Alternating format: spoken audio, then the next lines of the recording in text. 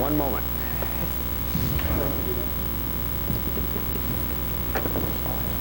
Okay.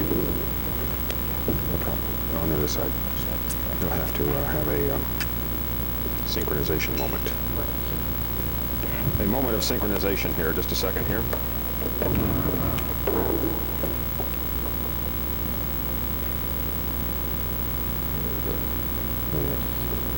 All right. Wake it up.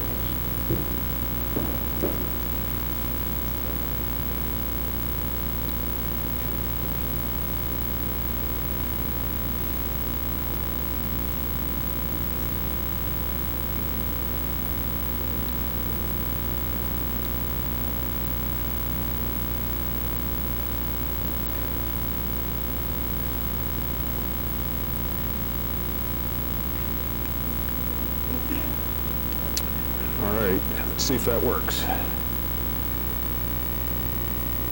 Okay, as if by magic.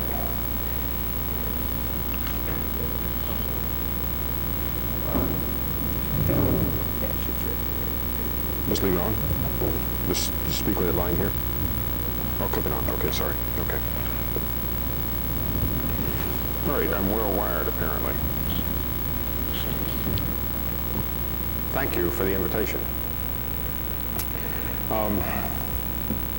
It's nice to be in Seattle. The rain delayed me getting here a little bit. I'm sorry to be appearing at the last possible second.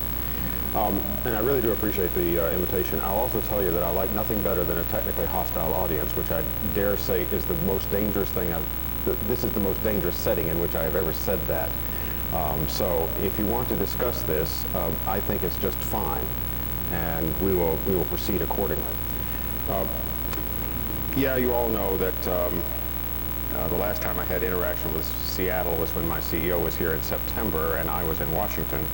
And to some extent that has some bearing on what I'm going to talk about now. But what I want to talk about, I want to speak today in the guise of a scientist. I don't consider myself a scientist per se, but I want to use a scientific approach in as much as what I want to do is talk about where would if there is information here from which we can draw conclusions, how would we go about getting that information in a form that is suitable to draw conclusions both for us and for others.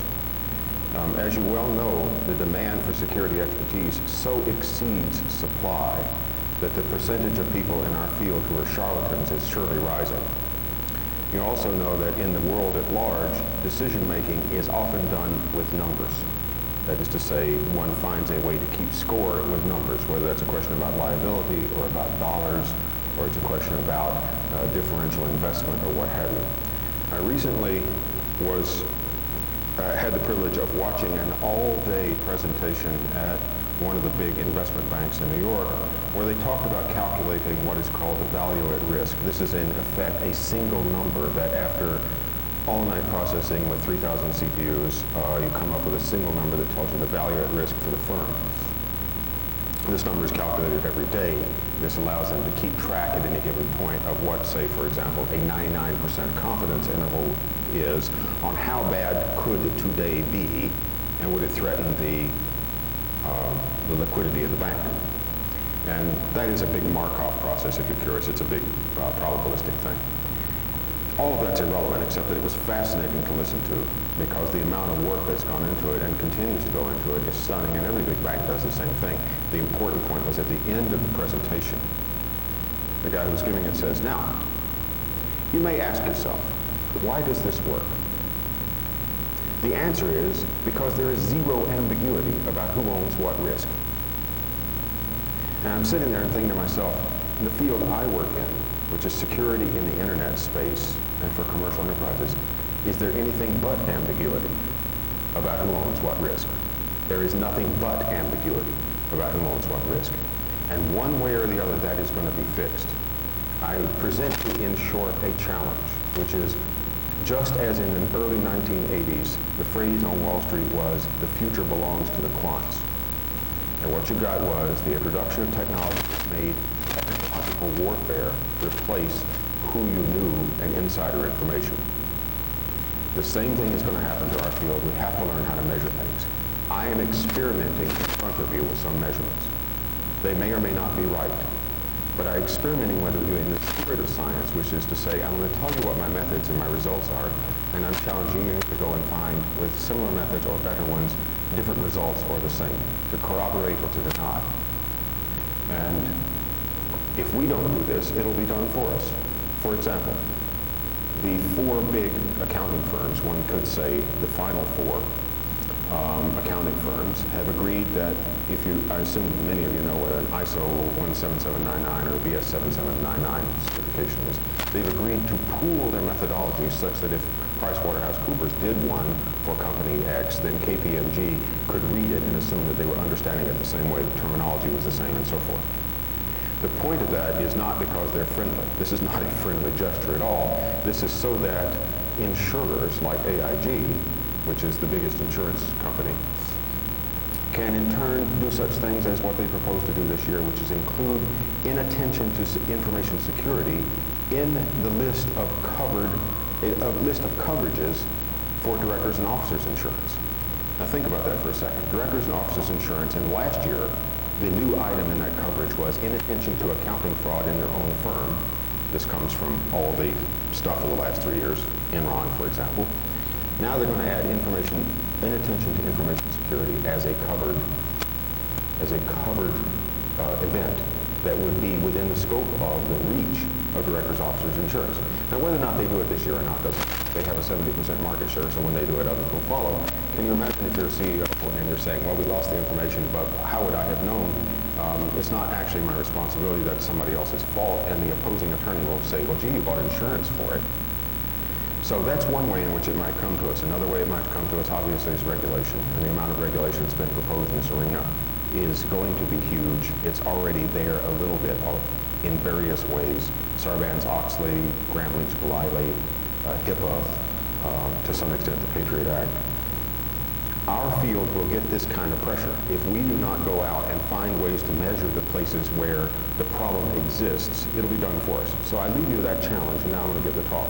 But I leave you that challenge is the future does belong to the quants, and are they us? So with that, and by the way, anybody with either that phone number or that email address is welcome to contact me anytime anywhere. My only problem is the amount of incoming messages sometimes exceeds the supply of time to answer them. If I don't answer it for 2 weeks, just do it again. This business about monoculture is a crescendo, not a neologism. In other words, this is not a new idea, even though in some sense I got fired in public because I said this. It is not a new idea.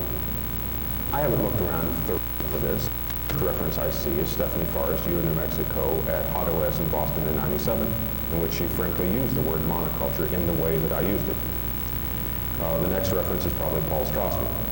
I don't know if you've ever seen his books. He's a prolific author. He isn't really in the field that you might see, but he talks about such things as how do you value information? How do you value it on the books? And in a sense, he is in the spirit of Grace Hopper's famous quote that in the future, people will carry information on their books rather than their computers because the information is the more valuable part. Strassman writes a lot. He spoke of the risk of monoculture and the risk of dependence on a single supplier to U.S. government in 1998 in front of the National Defense University.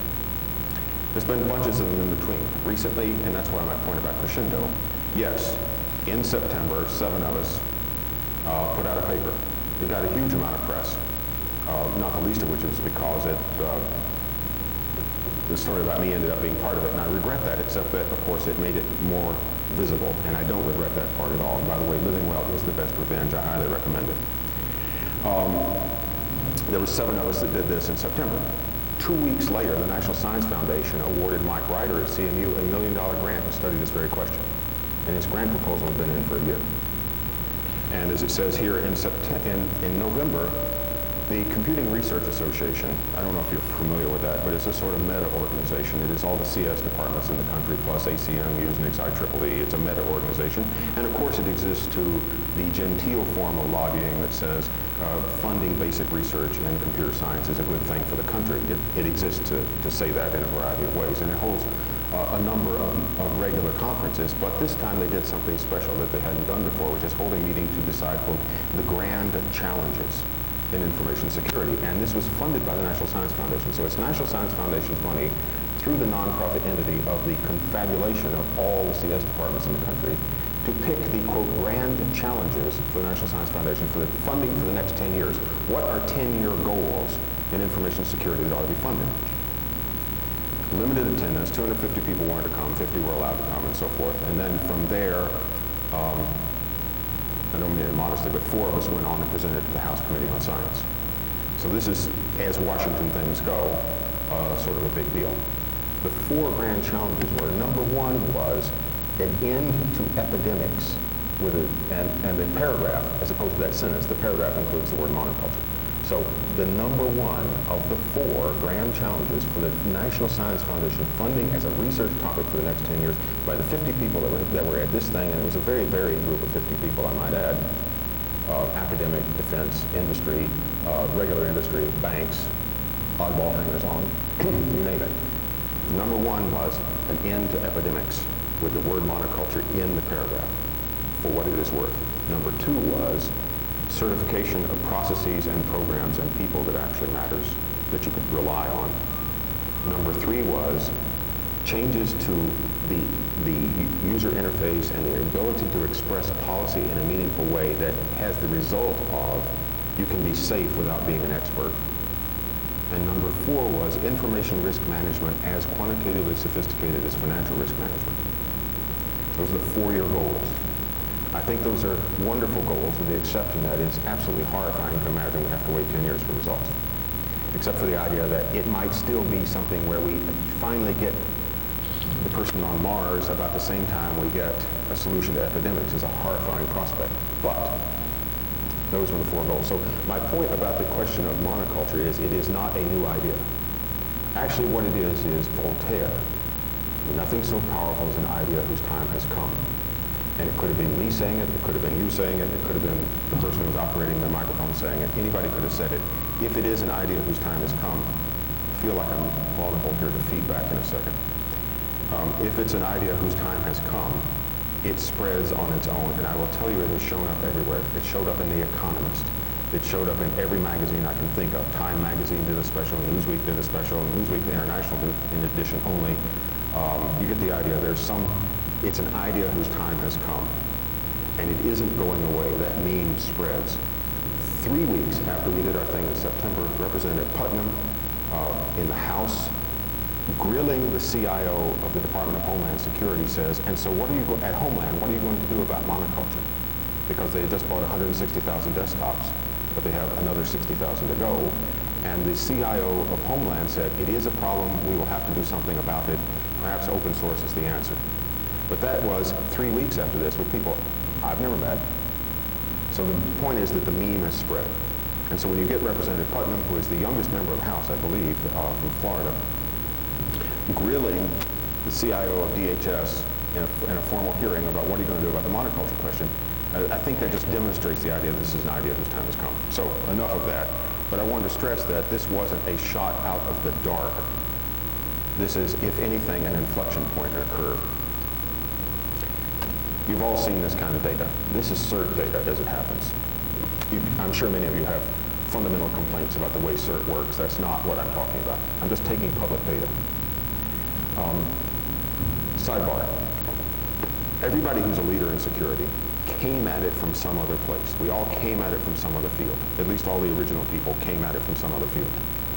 We weren't trained in security because, frankly, where would you get that? It is possible, of course, that I don't know things about NSA or something, and that's beside the point. But you didn't have any place to get trained. That will not be true. Certainly I, and maybe some of you, will be eventually replaced by people who have formal training. They have a degree in it.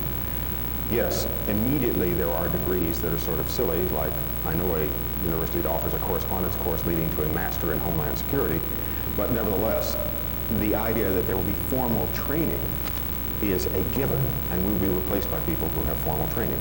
The point of this is actually that we are at a moment of maximum hybrid vigor.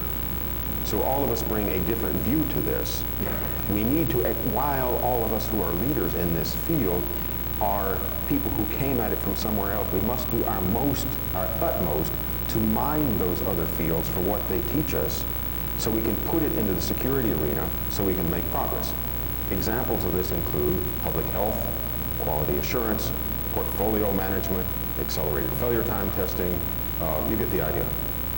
I happen to, for what it's worth, so you know my biases, but also the way, what I might bring to this. I'm actually a biostatistician by training with a background in epidemiology. That has no relevance to this discussion except that, of course, it colors how I think, and here's a first rule of statistics. All data has bias. The question is, can you correct for it? So I just told you what my bias is. Good luck correcting for it. What I have here, and the reason for all that build-up as a statistician is one point about if you don't like the way CERT collects data, that's fine with me. A mechanism for collecting data that has error, as long as the error isn't pathologic, and those of you who are statisticians, just let me get away with this for the moment. As long as the error is itself not pathologic, then if you collect data in a way that is the same one day to the next, in other words, you're consistent about how you collect it, then the trend data is something you can look at, even if you don't believe the numbers. Look at the CSI FBI study. I don't know if you believe the numbers about how many dollars were actually lost to worm invasions in the U.S. in the last 12 months.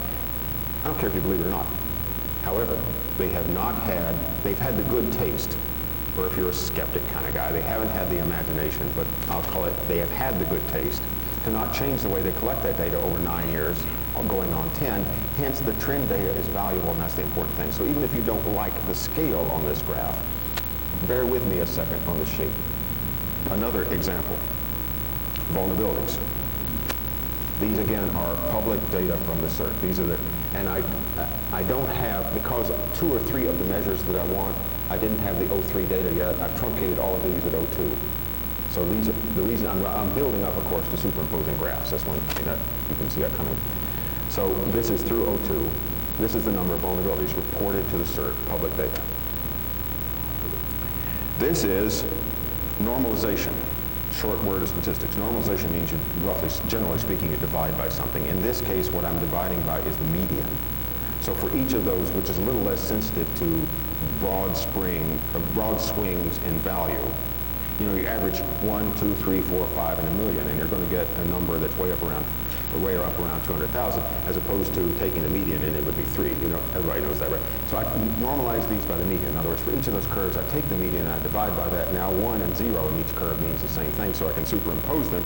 And if we look at vulns and we look at incidents, the question is, why are they shaped like this? So I submit, as a scientist, it is an interesting question to ask, why are they shaped like this? Why is the curve for vulnerabilities got this steep uptick? And by the way, if you try to fit exponentials to these, you end up finding that you have to fit a second order exponential, which is really quite stunning. And why is the incidence got a rate of growth that is higher?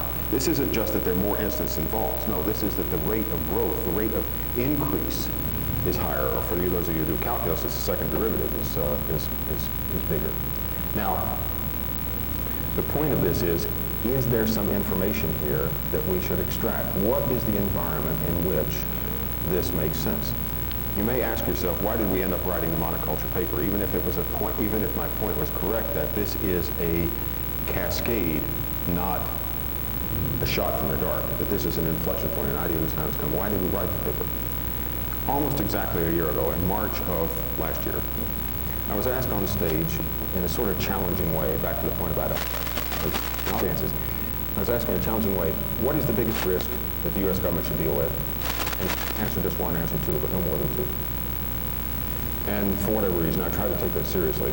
And it seemed to me that I couldn't name a risk, but perhaps I could name classes of risk. So the first class, it seems to me, that is truly important are those things which are inherently unique by their design and must remain unique, and hence the replication is there is, for example, an emergency broadcast system that the FAA uses to talk to every aircraft, every control tower at once. That's the only way, by the way, you get 4,500 planes out of the air in an hour. You don't want 6 of those. You don't want 6 telephones, any one of which, if it rings, is equivalent to the emergency broadcast. You want 1 of those. You don't want, well, you can think of numerous examples. I'll just leave it alone. The place where the 60 cycle synchronization of the West Coast and the East Coast are done is only in 2 places. And you don't want dozens of those. You want 2.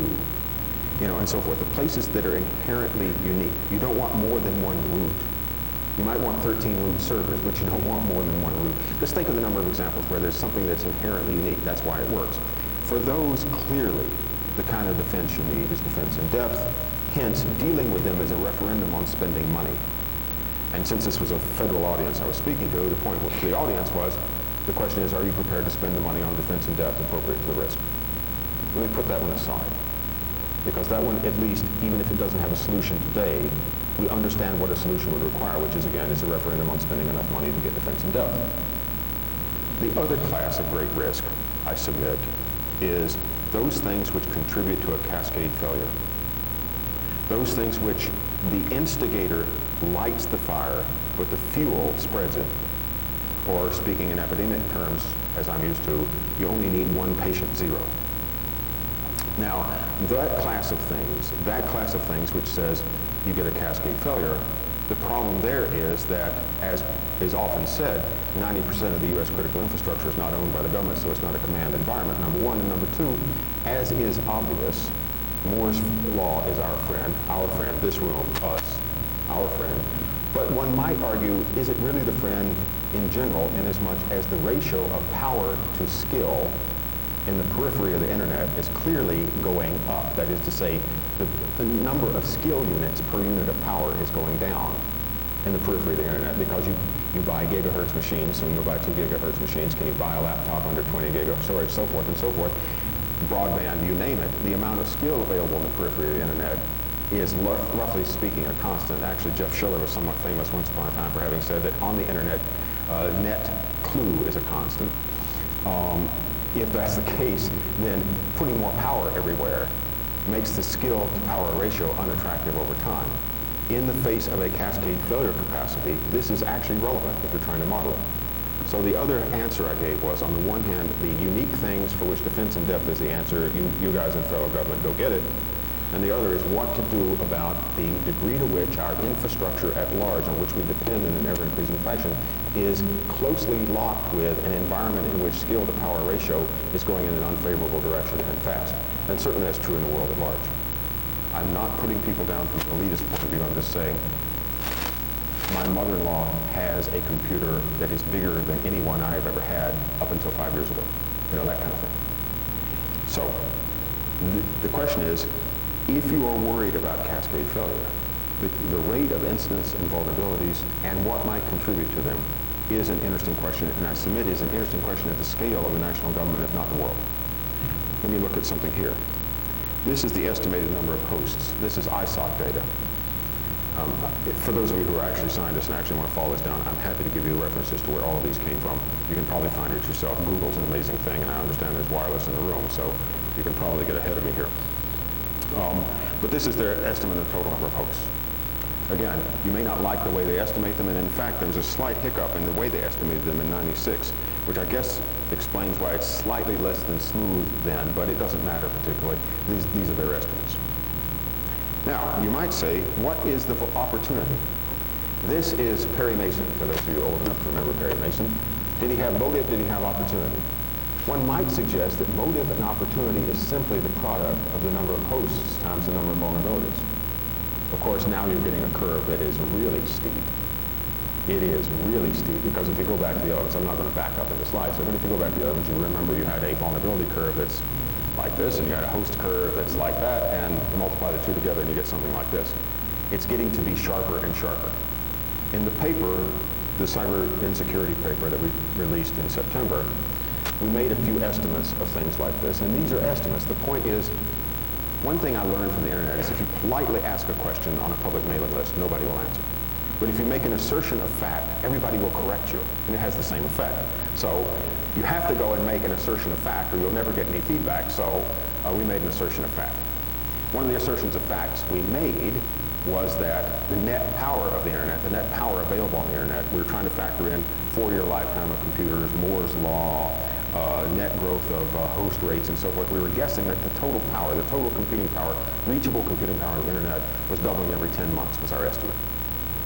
We're also making other estimates that I'll come to in a later. You may not like those, find them. But the point is, if you've got a 10-month doubling, you're looking at a steep curve. And more to the point, I think we are at an inflection point in this. I think we're at a point where the curve turns steeper in a way that is really quite astounding and will get the attention of policymakers as well.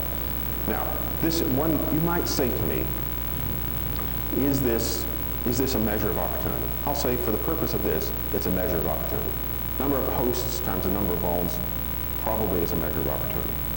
I will also tell you that our friends in the attack community, I'm old enough that I cannot use the word hacker as an insult. I simply cannot. It is a honorific where I come from, and I can't help it, so I won't use it that way. If you're from the other camp, it's okay with me, but I can't. I'll just call it the attack community. In the attack community, they're wasting a lot of opportunity because the incident rate is well below the growth of opportunity if the way you measure opportunity is host times vulns. Now, I might say that, and some of you probably could answer this question, politely or otherwise. As far as I can tell, all the big public events to date, Slammer or whatever, all the big publics to date have been vulnerabilities we already knew about. That none of these have exhibited a previously unknown vulnerability. Now, where I used to work, and in general, I'm sure all of you feel the same way, anytime you discover a vulnerability, the conservative assumption is, I'm not the first. The conservative assumption is, I just found a vulnerability. I bet I'm not the first one to find it. That's the conservative assumption. If you take the conservative assumption and say, vulnerability I found, I'm not the first, that means that there is a pool of vulnerabilities in general that is found by others that you don't know about. If none of the vulnerabilities to date in the major public episodes have been ones that were known, where is the stockpile of the ones that are known to somebody but not known in general? Where is that stockpile? Does that explain the difference in these two curves? I don't claim that it does, but I'm trying to challenge you. If it explains the difference in these two curves, then you might begin to say, was it a good idea to show the Windows source code only to foreign governments and not to people like you? One might ask that question, and so forth. The question is, what is the measure of opportunity, and is it being fully utilized or less than fully utilized? And more interestingly, is the rate of utilization going down or going up? Because if it's going down and yet stockpile of unused vulnerabilities is going up, what you're looking at now is something that if you were in the insurance world would be called risk aggregation. And that's one of the reasons why this is interesting, all of this is interesting to insurers. If you're an insurer, if you're a primary insurer, you write policies to people like you and me. Like, let's take, for example, home insurance. If you write home insurance, destruction of house, pay current market value. What you want to be sure is that you don't have in your portfolio anything that represents what's called risk aggregation, which is simply you don't insure against house fires everybody on the same street, because this one can catch on fire and catch that one on fire and can catch that one on fire the next. You do not want to have your risks aggregated in that way, because then your claim result, the claims coming in will tend to have spikes.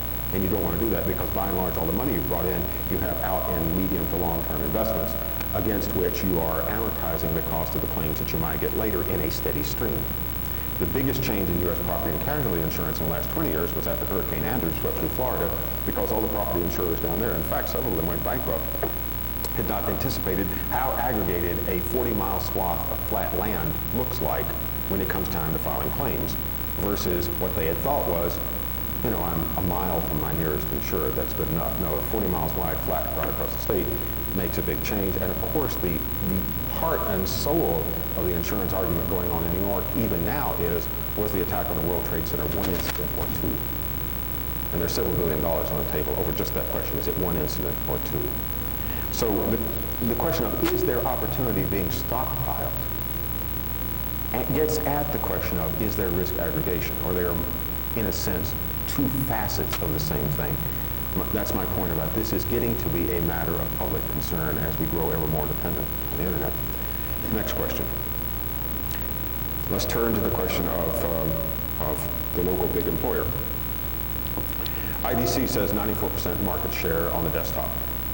So let me just take it for a moment and say that if I talk about code volume in a world in which 94% market share, I don't have to talk much about the others. I'm not putting it aside per se, it's easier to talk about central tendency than it is to talk about what all the tails are. So these are IZC data, and MLOC, million lines of code. I got that from, I believe, a public source, but directly from Cigital. Nevertheless, million lines of code. And of course, the question is what happens next, and we'll come to that in a second. But this is code volume. Now, this is a sharp growth in code volume. If you read the software quality assurance literature, which I read as an amateur, not as a PhD in that arena, if you read that literature, it says, amongst other things, that complexity is a source of quality faults. That complexity generates faults simply because it is hard to get everything right. Now, of course, there are parts of the world in which complexity is not necessarily a source of faults. I was writing in this morning with a guy who used to work on nuclear submarines, says that in the Navy, nuclear submarines are horribly complex, then the nuclear power plants and submarines are horribly complex, and yet they tend not to have failures because the degree of precision, which of course translates at some point into cost, the degree of precision about how they are operated is all the way down to turn to this page, get a wrench out of the toolbox, it looks like this, torque it this way, have a smooth flow when you do, and so forth. The complexity literature says that, the software quality control literature says that complexity is your enemy. It also estimates, and there's many people who said complexity is the chief enemy of security. I am not the first. The person who's probably said it more than anybody else is probably Bruce Schneier, but there are many people who have said it. Trend Micro even uses it in their full-page ads in newspapers. If you think that complexity is the enemy of security, it is probably because complexity is the enemy of quality and security is a subset of quality. That is to say that my guess is that most security flaws are inadvertent. Who would write one in on purpose? So let's assume they're inadvertent, hence they're probably a subset of all quality flaws. If they're a subset of all quality flaws, then in turn, the quality assurance literature has some meaning. Back to my point about we've got to mine other literatures while there are still practitioners who understand our field and who came from those others. Now, the rough estimate, the rule of thumb, which is worth exactly what you paid for it, for complexity in software is proportional square of code volume. And I believe that the right way to read that is not square of total code volume, but square of module size code volume. In other words, a module and another module and so forth, because if you read the quality assurance literature, it says that small modules tightly constructed with loose interfaces is the way to go. You publish the interfaces, you construct the modules to do a simple task, and then you glue them together across loosely coupled interfaces, and you have a better result than if you have one giant module. You know, the million-line Fortran program that nobody can touch anymore because it's part of airframe design, and yet, even if it has a flaw, we'd rather not touch it. Those of you who have ever read Fred Brooks' Mythical Man Month, you'll remember that he says that there comes a point in the life cycle of any piece of software at which fixing any bug is sure to introduce a new one. There's a diminishing return point. Of course, it isn't necessarily that you will read in the paper, we have reached the point of diminishing return for software X, but it is nevertheless true. I think these are all getting at the same thing. We have to mind that. So, this is the million lines of code. Of course, the question is, are we going to fight the security fire with more fire in that regard? Suppose that Longhorn goes to 100 million lines. I have no clue, by the way. I have no insight there, and as you might guess, I don't have a trust relationship that I can exploit for this. Nevertheless, suppose it goes to 100 million lines. Would that be fighting fire with fire? Is a curve like this something that you want, or is it not? Should it be smaller than XP, or should it not? Can we get the security we want at smaller than XP without, for example, simply dumping backward compatibility, which is, of course, from a commercial point of view, quite a nightmare, even if it can be put in brave terms to the press. This is a question. This is not one I know. I know there's some people in this room who do know it. You can say or not say what you know. You know, that's your business. But a curve that looks like this begins to look like a lot of the other curves. So that number 4 over there, the 03 and the 04, is simply a guess. I don't know. I don't claim that I know. That's not what I'm getting at. So let's take a look at how we might relate what we do know. Again, these are normalized. These are normalized in a sense to median. The reason, again, I'm normalizing to median, it is slightly less sensitive to broad changes in value that occur quickly. It's less sensitive, so it's more resilient to that, so it's the right thing to normalize about. You look at a million lines of code, and in this case, as a first approximation to the real world, in other words, the deployed world, not the design world, I shifted the curve right 2 years to allow for diffusion delay, if you will. The day that some new version of anything comes out is not the day that every customer who currently runs the last version updates. In fact, as we all know, it tends to have a long tail. So just for the purpose of this slide, and again, don't argue with me that I am making a causal statement here. I'm doing what in my trade, original trade, would be called exploratory data analysis. We are so bereft of numbers that we must do hypothesis generation before we can do hypothesis testing. So this is the million lines of code number normalized to its own median, shifted right 2 years. This is the vols normalized to its own median. In other words, 0 and 1 and shape of curve are all okay to compare in a picture like this. And then this in turn is incidence. Now the question is, can we read anything out of that? Given my run-up on complexity and monoculture, can we read anything out of that? Well, the answer is I don't think we can read it yet, but you get where I'm going, that there are things in this that are worth considering if what you're trying to model is shared risk at the national scale. These slides were, in fact, not these slides, but a previous version, much lamer than these, was in fact presented at the National Defense University and has since gone on to the FBI Academy. They are my slides, and I elaborated them for this audience because I was more fearful of this audience than I was of the National Defense University. That's a compliment in case it isn't obvious. So this question of can we look at the relationship between code volume and incidents and vulnerabilities in incidents. This is a picture of, is there something there? What's your intuition? Imagine you're a hunter and you hear a rustle in the woods. Is the intuition you should shoot first and ask questions later? You know, so what should you do? Should you circle downwind or up? What should you do? Let's look at another one.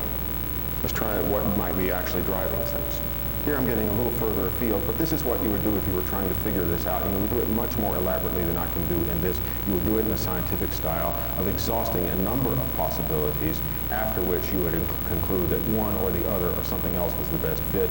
And then you would display your methodology in written form so that others could copy it and come to their own conclusions. And by the way, that is in process. I have every intention of submitting this in the scientific refereed sense. Now, the first thing here is to look at million lines of code. In this case, rather than simply shifting it right, I smoothed it. That is to say, I averaged it in a moving window of 3 years wide. That's a guess.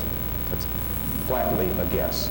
Because when I'm talking now, I'm talking about not just the big corporate customers who will frequently say, we'll wait 6 months and then we'll install it all at once. I'm talking about the internet at large.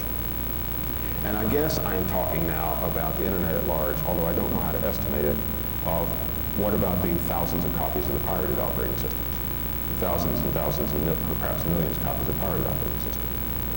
And I would, in a kind of, I guess I could say, left-handed compliment, nevertheless compliment Microsoft's decision, as far as I understand it, to permit security patches to go to pirated operating systems, because if you don't do that, you have an environment in the internet that's untenable, even though one cannot get a more telling admission of the net risk at national scale than to say we will permit the update of pirated operating systems.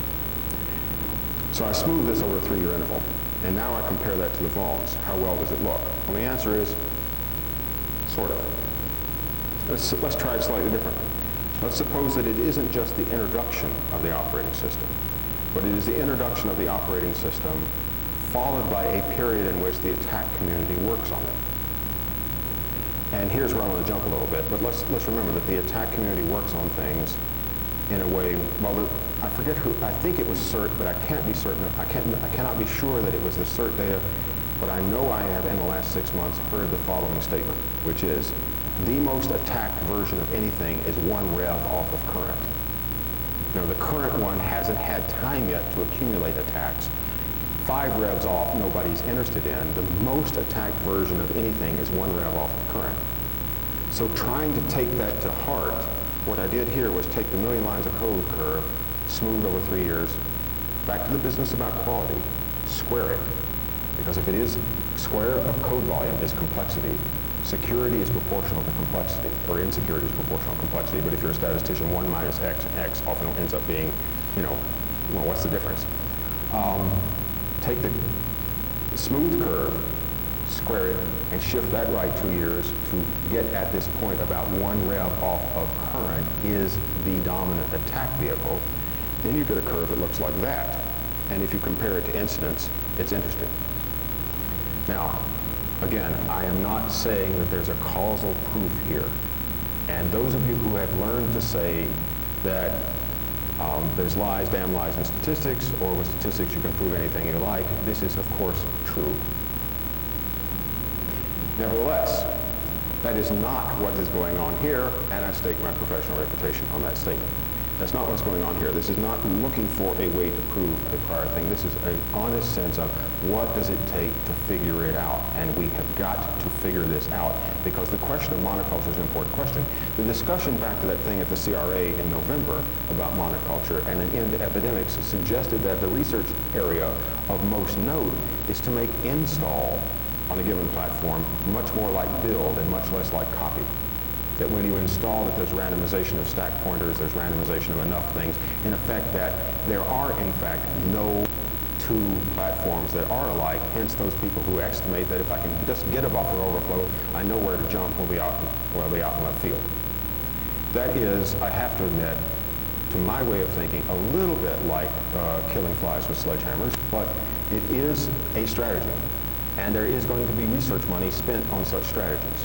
I happen to think diversity is a lot cheaper, but that's my point of view. Nevertheless, how to deal with the question of monoculture risk is something that's important at the national scale. Let's try another one.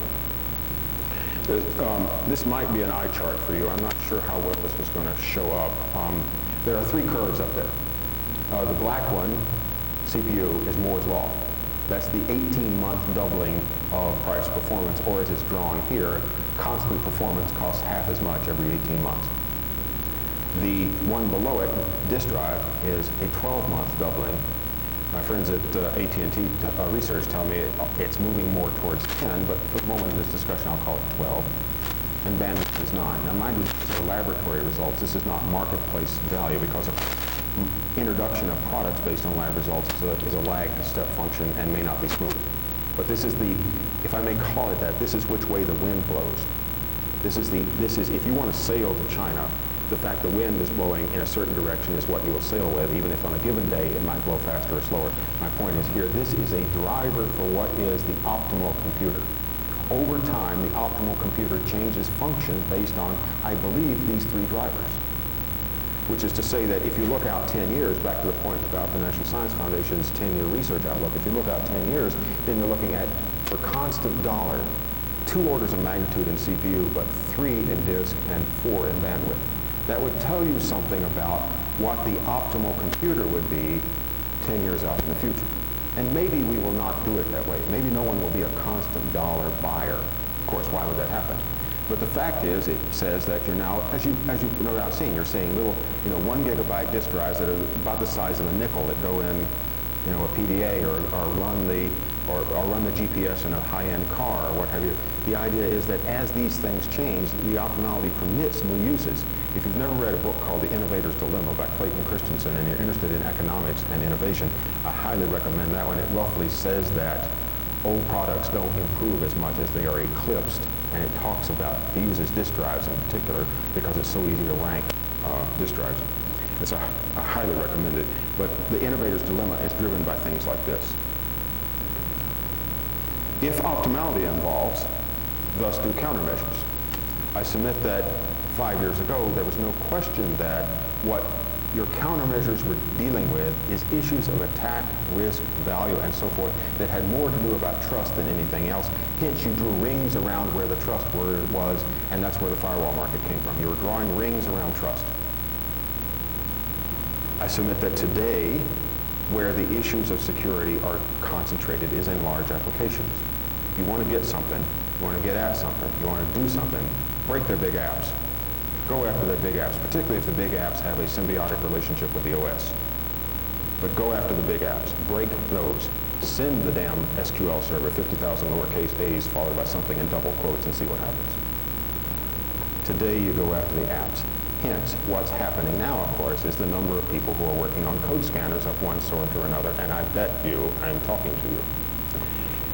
That is today. I submit in the future, again, against the pressure of that curve I was drawing in the previous graph, against this pressure, in future, we will worry more about data than anything else because it is already true, for example, it is far cheaper to keep all your data than it is to selectively delete it, for example.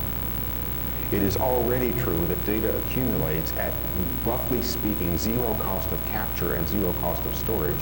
and it accumulates at a rate. Forrester says, for what it's worth, the Forrester Consulting Group says that the next 2 years there will be more data accumulated than all of human history. I don't know if I believe that, but let's say they're off by a factor of 2. It's 4 years. It's still stunning.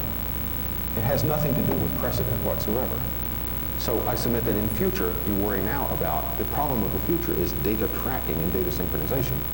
Would it not be interesting if instead of going in and stealing your computers and doing DDoS against CNN, instead I just changed every millionth number by a penny in one direction or the other at random, and your book's still balanced, but your data is no longer trustworthy when it gets around to, for example, answering a subpoena or dealing with management audit or whatnot. What do I do with that? What do I do when I have, because it is cheap to copy and cheap to transmit, I have 50,000 copies of a file and they are not all the same? What decisions do I make? I'm not doing the fear, uncertainty, and doubt thing. I'm just saying that the nature of threat evolves with the nature of what the computing plant looks like, hence the countermeasures do too. This is one idea of it, and there might be others. Now, here's a point that I believe is a rule of thumb that you can take away, and that is the higher the danger, then the smaller the perimeter you have to defend. Just like, quote, circling the wagons is a defense when you are only 6 wagons in the middle of the plains and there's people galloping in your direction that don't look friendly. The idea that as the threat increases, what you can defend to get smaller, I believe is what's going on, and I believe the total net threat is going up simply because the degree of uncontrolled power on the internet is going up, back to my point about skill to power ratios and rates of growth.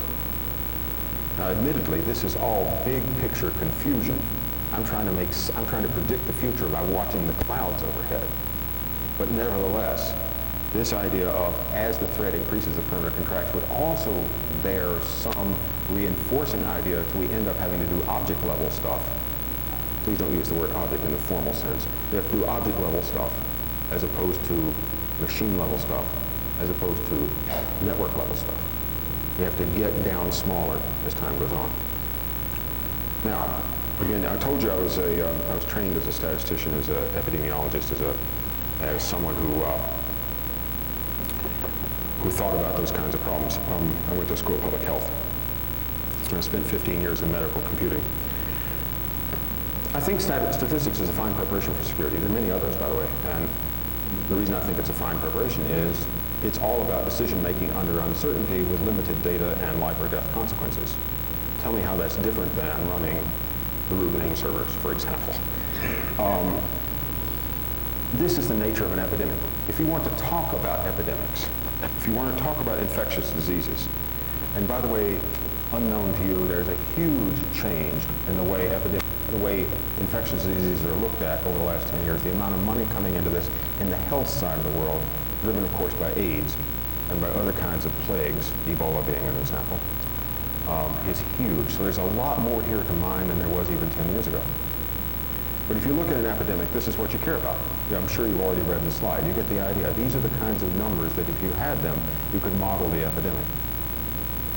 I don't know if you read the paper, but in August of 2002 at Usenet Security, Vern Paxson and Lawrence Livermore, I don't know if there's anybody here from Livermore, but Vern Paxson and Livermore and his colleagues, I'm sorry, I know Vern and I know he wasn't the first author, but that's all I can remember, wrote a paper in which I believe the title was How to Own the Internet in Your Spare Time, but it had an interesting call in it. It called for the creation of a Centers for Disease Control for the Internet at large. Now that's an interesting idea. I think it's a valuable idea. Being as I worked in statistics and in fact had at one time the ambition of being at the CDC, I'll tell you why I find that interesting, and that is the CDC has a very simple function.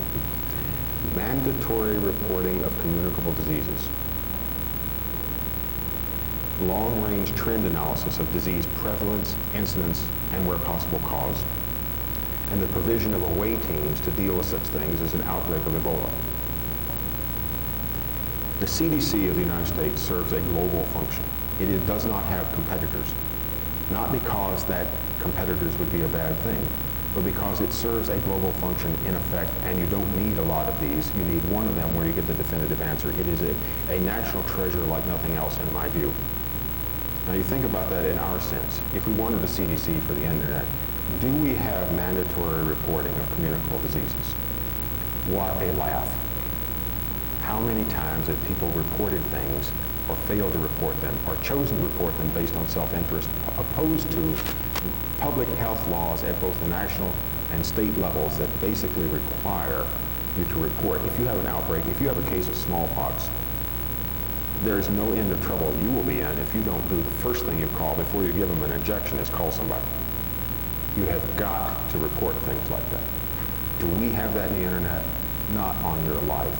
If you look back 10 years ago and what is sort of the canonical example, which is 1993, when Citicorp was invaded, well, the Russian mafia invaded Argentinian banks who were correspondent banks with Citi, and then they got some money out of Citi by that. Citicorp, Steve Katz was the CISO there at the time. By the way, he is the first person ever to have the title CISO to my knowledge. They decided to go public with it in the sense of, this happened, you got to be prepared for this, learn from ours. I believe that to be an act of public citizenship like no other. Unfortunately, what immediately happened was you'd see full-page ads in the Wall Street Journal, like from Manufacturers Hanover, aimed at the institutional investor saying, wouldn't you rather bank someplace safe? This is as stupid as having Delta say, our planes fall out of the sky less often than Northwest. This is ludicrous. Do not compete on that basis. You've got to say, this was an act of amazing courage, and we will learn from it, because the dangers to the banking system are, if any of the major player banks are taken over, it's a danger to the banking system, and it's to all of us. That's where you have to go. Now, we do not have that. My point in all of that is simply, we don't even come close to that.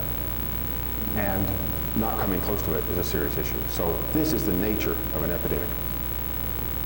How many of you read The Tipping Point? Well, you don't have to raise hands, but some of you have read The Tipping Point. The Tipping Point is a book by Malcolm Gladwell, writes for The New Yorker, writes fabulously for The New Yorker. He was talking about marketing, in other words, an idea whose time has come, but he expressed it in epidemic terms. This is his example. You start with 1,000 cases where the probability of an infection given exposure is 2%, and let's say that while you are infectious, you see 50 people. The point is that while you're infectious, you see 50 people, you have a 1 in 50 chance of transmitting it, hence you have a stable number of cases over time. If you only see 45 people, in 20 intervals, the disease is gone. If you see 55 people, in 20 intervals, you have a full-blown epidemic underway. The point of this is that the definition of chaos, small change in initial conditions produces big change in output, is exhibited by epidemics.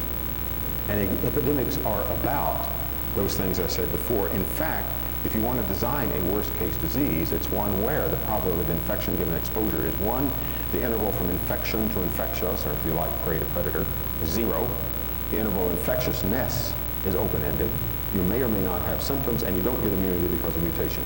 Tell me how this is different than a polymorphic virus carried by email. Tell me how it is different. Because if I can model it with the tools of epidemiology, I can learn something. Tell me how it's different. Because if you can't tell me how it's different, then I believe the burden of proof that we should not use this armamentarium on it is yours, not mine. And again, this is just to whet your appetite. I hope this is the best appetizer you have ever had in this regard. Let me give you another example. Patching as immunization. Again, this is possibly an eye chart.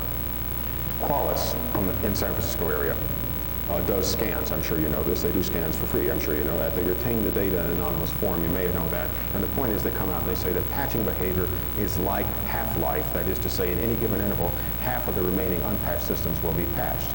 In other words, this is modelable as a half-life radioactive decay process. People at San Diego Supercomputer did the same thing for putting an unprotected machine on the internet and looking at half-life. It's an interesting way to think of things. The bottom curve, if you can see that, is half-life based on Qualis's data, which is 30 days. The bottom curve is a 30-day half-life curve. The top curve is a 90-day half-life curve. In trying to get a band on current reality, you might say that the interval between availability of patch and an exploit, as we all know, is important because the interval between the patch becoming available and the reverse engineering of the patch for an exploit is a big driver of mistakes. There's no doubt about it. It's a big driver. So what's interesting is what is the patching behavior, and is the interval between patch and exploit stable, growing, or shrinking? Because that will tell you something about the current state of the world. So these two curves are intended to bracket current reality. The lower one, the black one with the dot right about 3, says suppose it was 1 month on half-life to patch, 3 months between patch and exploit. That would tell you that at the moment of exploit, you'd have a 12% susceptibility in the population at large. The other curve is to take the opposite, perhaps extreme, which is it takes 3 months on average to patch, and it takes 1 week for the exploit to come down. Do I remember correctly, Slammer was like 11 days or something? It was one of the recent ones was a very short number. I'd have to go back and look at my crib sheet for this. The top one would say 1 week to exploit, 3 months to patch. Now you're looking at a susceptibility of 94%. I believe reality clearly falls within the 12 to 94% range. If indeed patching behavior is growing worse because of the proliferation of unmanaged machines on home desktops connected to high-speed internet, then we are probably moving from the lower curve toward the upper one. If the interval between patch and exploit is growing shorter, the dot is probably moving left. These are interesting from a trend point of view because it tells you something about what the nature of defense will have to be. Of course, the reaction of government will probably be to put the onus on ISPs. They might want to do that anyway for, let's say, for example, egress filtering as a mandate. But nevertheless, this is a picture of where it might be. As always, I run out of time.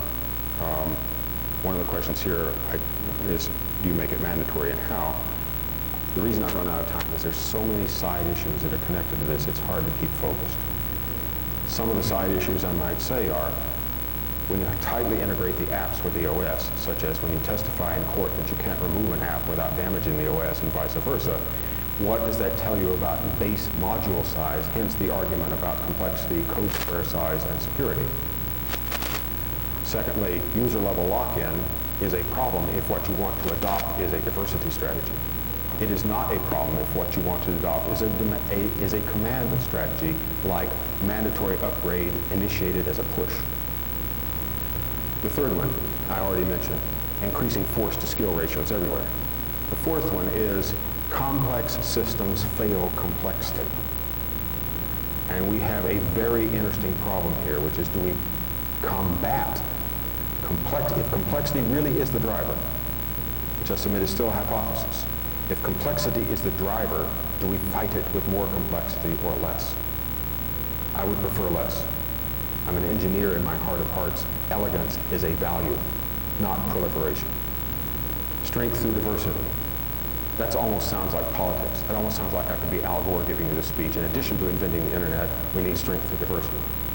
The last one, do you want open source, such as showing the Windows source code to the state of Russia? Or do you want open source, which is showing it to you? There's so many side issues here that we have to get a handle on this, because if we don't, we will no longer be players. As always, there's never enough time. I'm happy to talk to you an hour later. I very much thank you for your kind attention, and I apologize for having been late at the outset.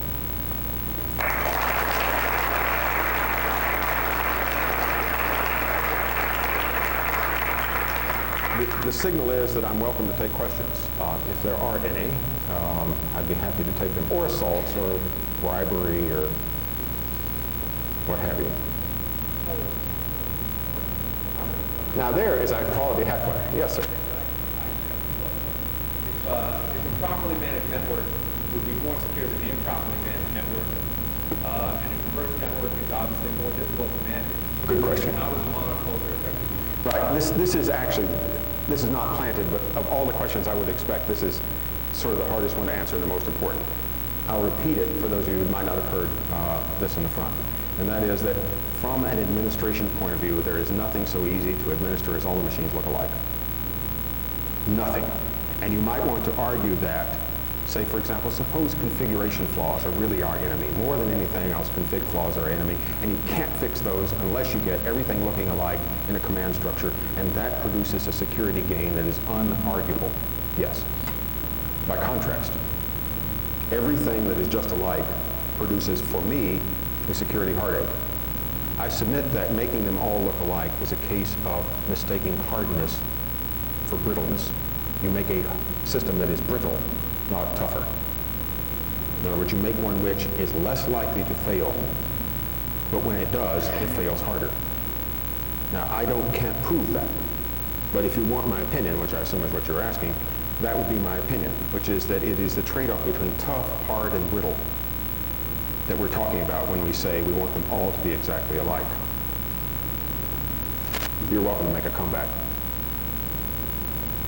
How would you quantify that? If you're writing a scientific paper, are you using colors and quantum mathematics? His question was, am I going to go so far as quantum mathematics and uncertainty? No, you highly overestimate my skill to even follow those arguments, much less actually insert them. No, what I want to do is, I want to do exploratory data analysis. I'm convinced that the reason we are not getting security right is we're not asking the right questions. So I want to back up a little bit and say, does the data help me ask better questions? Because I don't believe we're at a state of knowledge or even skill where we can get the right answers. We have to work on the questions first. And for example, let's take a law for a moment. If I don't fence my swimming pool and your child wanders in and drowns, this is something called attractive nuisance.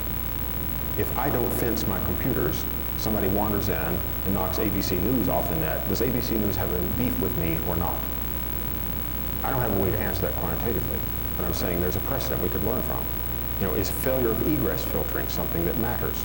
You talk to Jeff Schiller at MIT, he will tell you that the first week, or anybody, Tina Darmary at Stanford, or you name it, they will tell you that first week of September is now hell because everybody brings fresh viruses back from the summer. And that the way they deal with this, universities being what they are, we can't filter anything inbound, why that would violate freedom of speech. What they do is all their money is on the outbound filtering.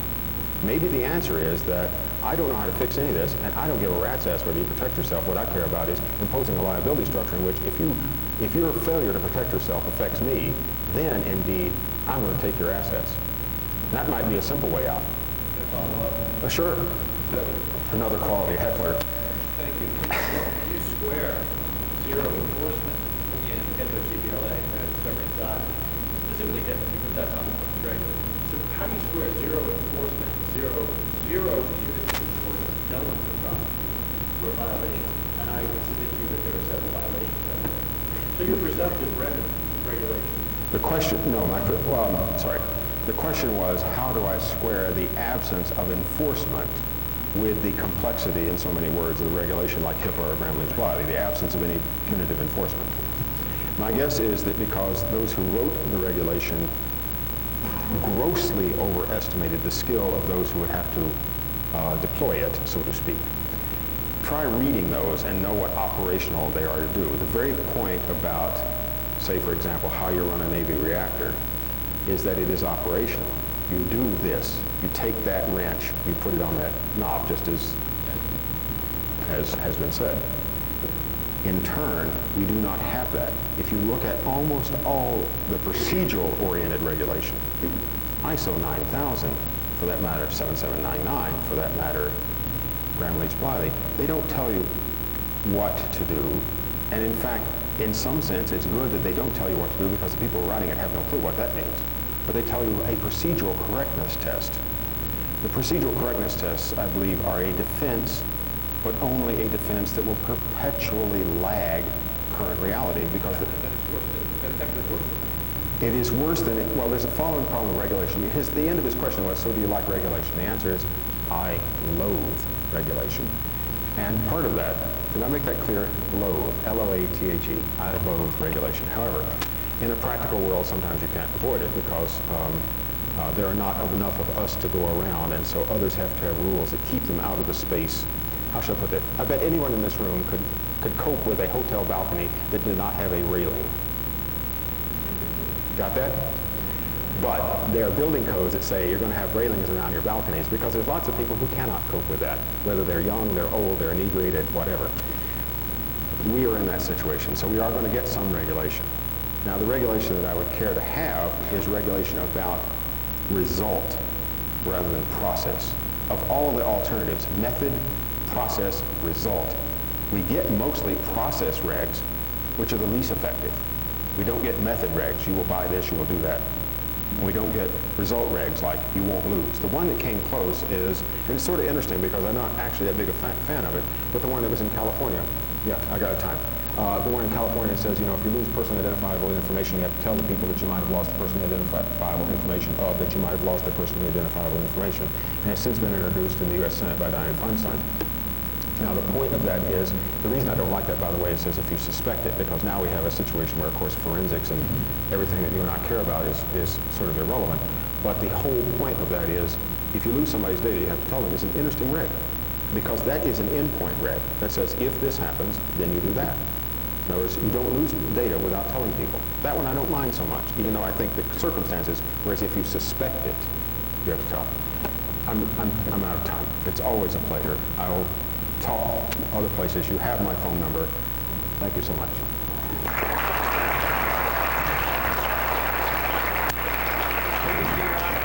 In the lobby for a few minutes. Dan will be out in the lobby for a few minutes if you have questions for him. Okay, with that, we're a little bit behind. We'll make some time adjustments throughout the day, and we'll be back on schedule after lunch, but we're running about 10 to 15 minutes late right now. Thank you very much.